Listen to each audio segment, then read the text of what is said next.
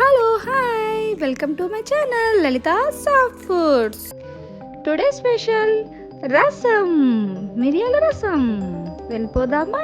దీనికి కావాల్సిన పదార్థాలు చూసేద్దాం. ఫస్ట్గా ఒక గిన్నెలో ధనియాలు తీసుకోండి. తర్వాత మనకి కొంచెం కావలసిన మిరియాలు తీసుకోండి. నెక్స్ట్ వచ్చేసి జీలకర్ర తీసుకోండి.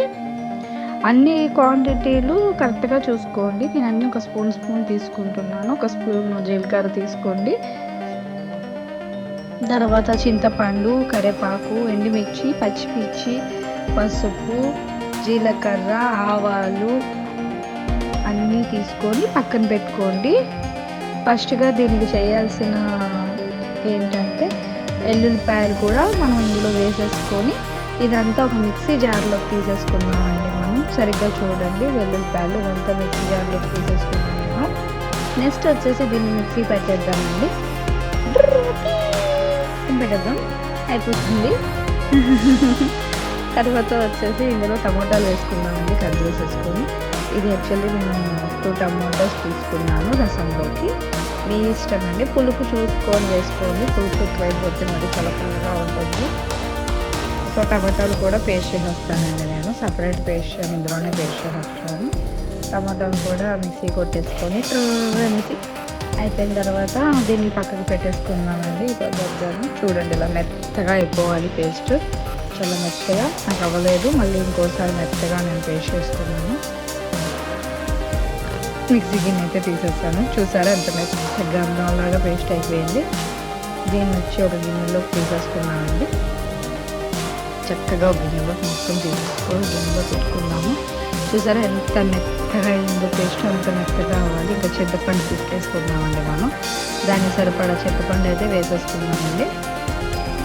మొత్తం నేనైతే బాగా తీసుకున్నాను చింతపండు గుజ్జు వచ్చేదాకా. సో తర్వాత నేను ఇంకా బాండీ పెట్టేసుకుంటానండి. చూసారా అసలు ఎంత బాగా తీసుకున్నాను. నేను బాండీ పెట్టేసుకుంటున్నాను. గ్యాస్ వెలిగించేసుకున్నానండి. ఆయిల్ పోసేసుకున్నాను. ముందుగా ఆవాలు వేసేసాను. తర్వాత లైట్గా జీలకర్ర వేయండి. నేను ఆల్రెడీ జీలకర్ర అందులో వేసాను కదా, లైట్గా జీలకర్ర వేయండి. తర్వాత పచ్చిమిర్చి 2 చీలికలు వేసుకొని, ఇందులో కారం వేయం కదండి, అసలు పచ్చిమిర్చి ఎండుమిర్చి వల్లే కారం వస్తుంది. సో కాబట్టి నేను ఇవే తీసుకున్నాను. మిరియాలు కూడా ఘాటు సరిపోతుందండి. మనం కూడా వేసేసుకొని పచ్చిమిర్చి వేసేసుకొని బాగా కలుపుకున్నాను.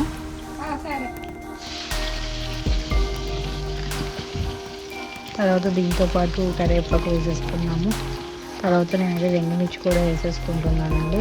బాగా కలుపుకుందాము ఒకసారి. బాగా కలుపుకోండి, అప్పుడు బాగా చిట్పట్లు ఆడతాయి. తర్వాత లైట్గా ఇంగువ వేసేసేయండి. ఇంగువ మర్చిపోతాను. తర్వాత మనం ఇందాక బాగా మెత్తగా గ్రైండ్ చేసిన పేస్ట్ ఉంది కదా, టమాటో, మిరియాలు ఇవన్నీ కలిపి ఇదంతా పేస్ట్ వేసేసి ఒక 5 మినిట్స్ వేగిద్దామండి. పసుపు కూడా వేసేసాను. బాగా కలుపుకొని ఒక 5 మినిట్స్ బాగా కుక్ చేద్దాం. దీన్ని ఒక 5 మినిట్స్ బాగా కుక్ అయ్యాక సాల్ట్ వేసేసుకోండి.